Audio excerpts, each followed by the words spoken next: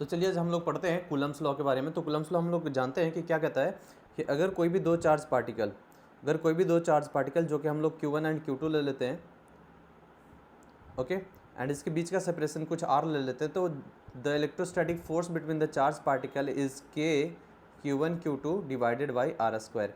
और ये एक्सपेरिमेंटली कैसे आता है प्यारे बच्चों? ये आता है F is directly proportional to product of magnitude of two charges and inversely proportional to a square of distance between them.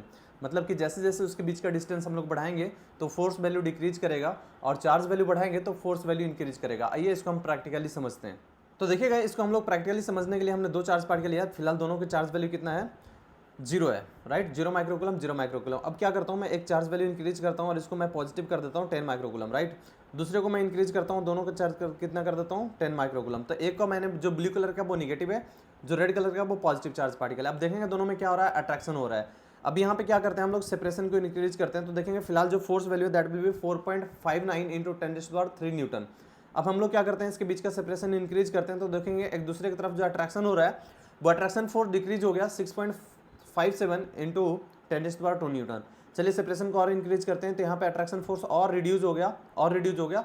अब जैसे जैसे पास लाते हैं तो इसका अट्रैक्शन फोर्स क्या हो गया, इंक्रीज हो गया, क्योंकि आप जानते हैं like charges repel each other and unlike charges attract each other. तो यहाँ पे अनलाइक चार्जेस सिचुएशन डेवलप हो रहा है। अब चलिए दोनों को लाइक चार्जेस बनाते हैं। अब देखेंगे जैसे लाइक चार्जेस मैंने बनाया तो दोनों में क्या होने लगा, रिपल्सन होने लग गया, एक दूसरे से दूर धक्का मारने लग गया, राइट। अब यहाँ से क्या करेंगे, सेपरेशन को इंक्रीज करेंगे तो फोर्स वैल्यू क्या हो गया, डिक्रीज हो गया। अब जैसे सेपरेशन को डिक्रीज करेंगे तो फोर्स वैल्यू क्या हो गया, इंक्रीज हो गया।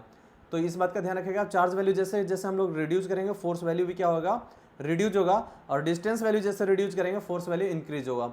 तो प्रैक्टिकली आपको ये चीज़ें समझ आएगा। अगर वीडियो समझ आया आपको और चीज़ें समझ आया तो कमेंट सेक्शन में रिप्लाई कीजिए और चैनल को सब्सक्राइब कीजिए ऐसे इंटरेस्टिंग वीडियो के लिए।